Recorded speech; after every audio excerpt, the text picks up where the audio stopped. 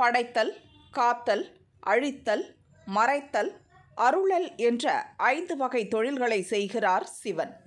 இவர் ஆடல் வல்லான் என்னும் நடராஜராக 5 திருச்சபைகளில் நடனம் புரிகிறார். தில்லை என்னும் சிதம்பரத்தில் உள்ள பொன்னம்பலத்தில் ஆனந்த தாண்டவம் ஆடுகிறார். திருவள்ளூர் மாவட்டத்தில் உள்ள திருவாலங்காடு ரத்தின சபையில் ஊர்த்துவ தாண்டவம் புரிகிறார்.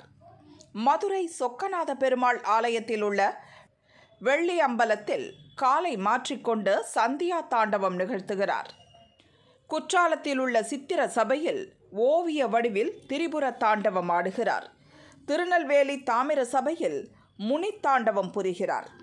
இந்த 5இல் முதலாவதாக திகழ்வது திருவாலங்காடு ரத்தின சபையே ஆகும். இந்த நடனங்களை நிகழ்த்தியபடியே 5 தொழில்களையும் செய்கிறார் சிவபெருமான்.